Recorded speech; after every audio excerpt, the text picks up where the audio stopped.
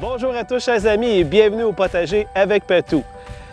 Vraiment content d'être ici aujourd'hui, il fait un temps sublime. Il fait quand même chaud, mais c'est moins pire que les fameuses canicules qu'on a eues dernièrement. Alors on ne se plaindra pas, on a eu une super belle été jusqu'à maintenant, donc on va en profiter. C'est quand même agréable pour travailler à l'extérieur. Malheureusement, ici, cet été, vu qu'on a eu beaucoup de canicules, il n'y a pas plu souvent. Alors, on dirait qu'ici, je suis comme dans un corridor où il ne pleut pas souvent. On voit souvent les orages passer de ce côté au loin et de l'autre côté, mais rarement la pluie passe ici. Et c'est sûr qu'au potager, on a besoin d'arroser souvent. C'est sûr qu'on ne se plaindra pas quand il ne pleut pas. On veut qu'il fasse beau, qu'il fasse chaud pour pouvoir profiter de nos journées à l'extérieur. Mais pour un potager, l'arrosage, c'est quelque chose de très important. Et puis, chose qui n'est pas arrivée souvent ici, alors j'ai trouvé que c'était le moment idéal d'en discuter avec vous aujourd'hui. Donc, on parle de l'arrosage.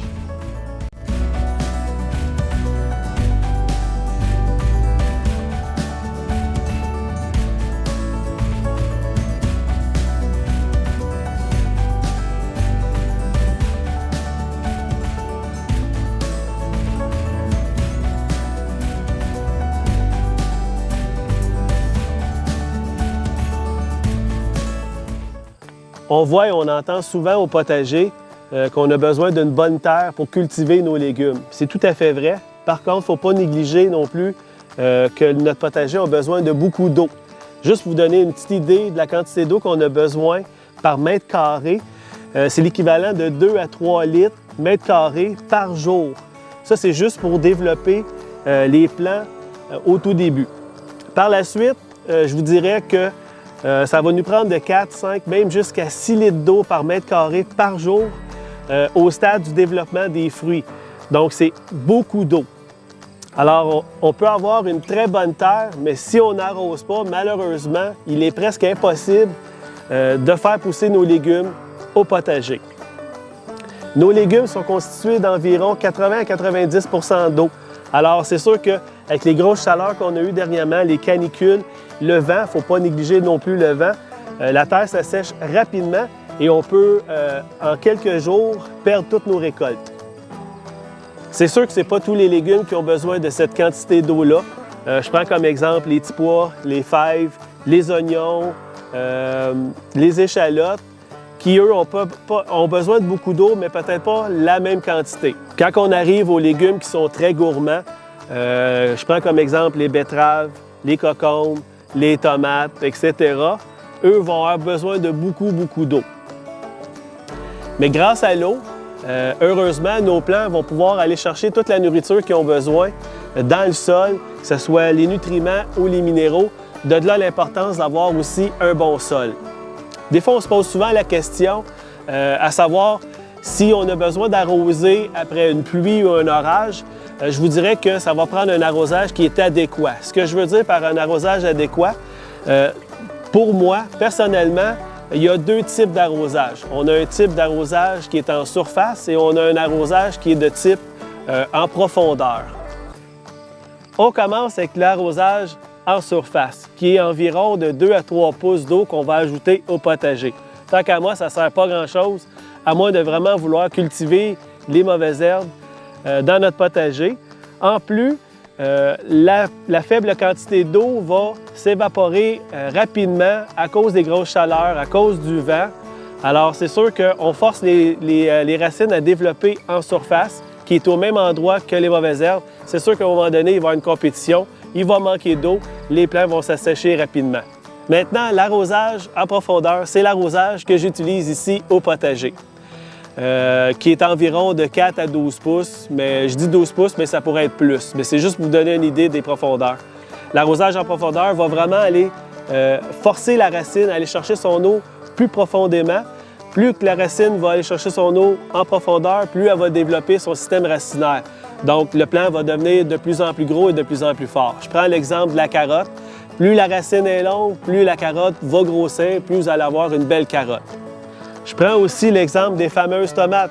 Quand on les plante au potager, on fait un trou très profond et puis on l'enfouit vraiment jusqu'au niveau des feuilles pour favoriser son système racinaire. On sait que la tomate est très gourmande, elle a besoin de beaucoup d'eau. D'ailleurs, juste un petit conseil, la tomate ne doit jamais manquer d'eau. Je suis en train de vous préparer une petite vidéo sur les tomates à ne pas manquer. Plus le système de racines va se développer, plus il va être fort, plus il va être gros, éventuellement va aller chercher son autonomie. Imaginez que la tomate, les racines peuvent aller jusqu'à 1 mètre de profond. C'est vraiment incroyable. Alors on comprend très vite que ce qu'on veut pour avoir de beaux gros légumes, moins d'arrosage, moins de travail, moins de temps passé au potager, la solution, c'est vraiment l'arrosage en profondeur. Alors, un premier exemple d'arrosage en surface qu'on fait trop souvent, malheureusement, au potager, c'est qu'on va arriver, on va arroser pendant 2-3 secondes. Ce qu'on fait, si je prends une hose, on va vraiment arroser de cette façon-là, mais un peu partout. C'est ce qu'on appelle un arrosage en surface. C'est sûr que si on le fait avec un paillage, on a le même résultat. Oui, c'est sûr qu'on va réduire les séquences d'arrosage grâce au paillage, mais malheureusement, on s'entend que si on arrose de 2 à 3 secondes par plant, on va vraiment faire un arrosage en surface. Alors, le deuxième exemple, c'est quand on arrose en profondeur. J'aurais aimé prendre l'eau de mon récupérateur d'eau, malheureusement. Lors de la dernière orage, il est arrivé un petit incident. Ma tube, malheureusement, a fendu. Alors, j'ai tout perdu mon eau que j'avais récupérée. Alors, c'est sûr que je vais prendre la hausse, mais ça va vous donner quand même un bon exemple. Je n'ai pas besoin d'arroser mes plants, étant donné que je les ai bien arrosés dernièrement, mais c'est juste pour vous montrer un exemple que pour un arrosage en profondeur, il faut vraiment arroser, je vous dirais, à la même place, 15 à 20 secondes. Comme ça, pour vraiment s'assurer que l'eau rentre en profondeur, qu'elle soit absorbée par notre sol. D'ailleurs, si on fait aussi un paillage, on va encore réduire de beaucoup les séquences d'arrosage. On remarque aussi dans la petite vidéo que j'arrose vraiment au pied du plant et non pas partout.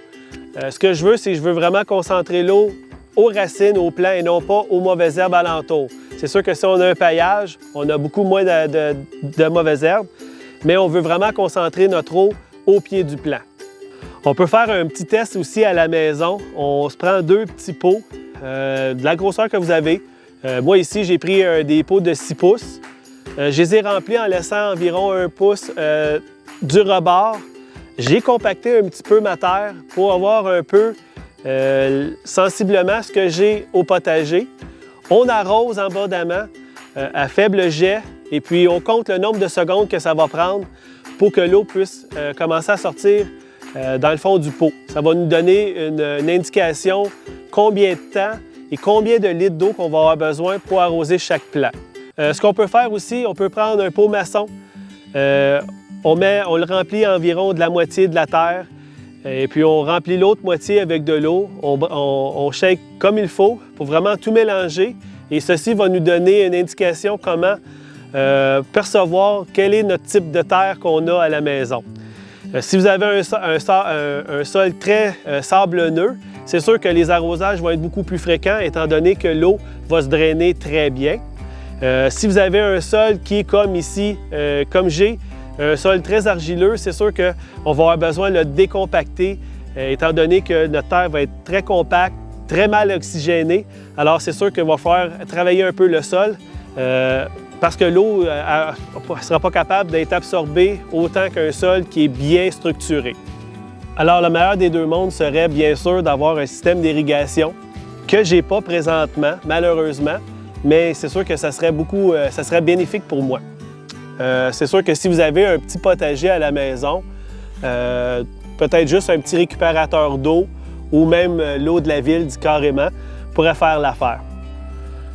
Alors, si on se souvient, on a posé la question au début à savoir si on avait vraiment besoin d'arroser après une bonne pluie ou un orage. Je vous dirais qu'il va falloir y aller un petit peu avec la logique. C'est sûr que s'il y a plu juste un petit peu, je vous dirais que ça va être un arrosage en surface. Si c'est une petite bruine, ça va être encore pire. C'est sûr que s'il pleut toute la journée, on pourrait dire que là, ça va devenir un arrosage en profondeur.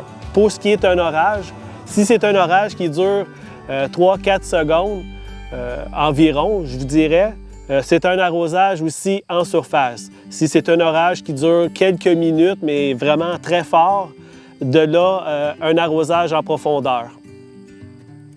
Maintenant, pour les quantités d'eau qu'on a besoin d'apporter au potager, si on veut garder un bon ratio de 6 litres par jour, qui est environ 18 litres par 3 jours, qui est une bonne moyenne au potager, encore là, ça dépend toujours du type de sol qu'on a. Si on a un sol bien structuré, qui va être capable d'absorber la quantité d'eau qu'on va lui apporter, je vous dirais que le 18 litres, ça va faire l'affaire. Si vous avez un sol argileux comme moi ici, les quantités vont varier. Aussi, prendre en considération aussi les climats et l'environnement que vous avez. Si on choisit l'option de faire un bon paillage, mais quand je dis un bon paillage, c'est pas seulement qu'un pouce, c'est vraiment 3-4 pouces. Oui, on va réduire encore là de beaucoup les fréquences d'arrosage au potager. Je dis souvent qu'un bon paillage équivaut à 2 arrosages, mais maintenant, de ce que j'ai pu lire, c'est qu'un bon paillage équivaut à 4 arrosages. Il ne faut surtout pas négliger non plus, parce qu'on a fait un bon paillage, qu'il faut arrêter d'arroser. Au contraire, oui, c'est sûr qu'on va réduire les séquences d'arrosage, mais il faut quand même arroser pour garder notre sol le plus humide possible. Alors, si on résume, avec un bon paillage, on réduit les fréquences d'arrosage, moins d'eau, moins d'efforts, moins de temps passé au potager aussi. Il y a aussi l'option de système de goutte à goutte que vous pouvez utiliser au potager. C'est sûr qu'il y a un coût attaché à ça. Il faut soi-même installer les équipements, les conduits. C'est sûr que c'est avantageux. Par contre, si vous avez un petit potager à la maison, je vous dirais que c'est peut-être juste un petit récupérateur d'eau va faire l'affaire, mais c'est à vous de juger si vous en avez vraiment besoin.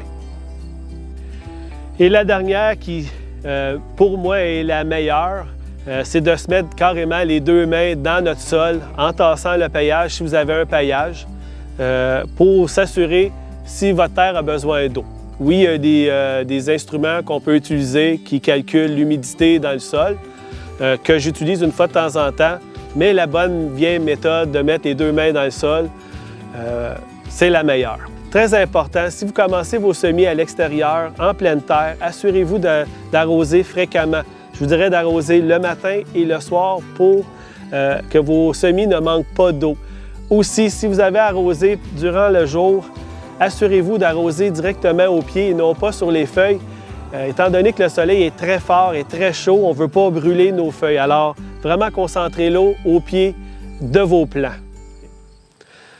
Alors, en conclusion, l'arrosage en profondeur est vraiment la situation la plus favorable pour mon potager à moi, pour ma situation, parce que mon potager est exposé au soleil toute la journée. Je n'ai pas vraiment d'arbres pour le protéger. J'ai aussi, dans plusieurs vidéos, je le dis souvent, j'ai le facteur vent qui est omniprésent.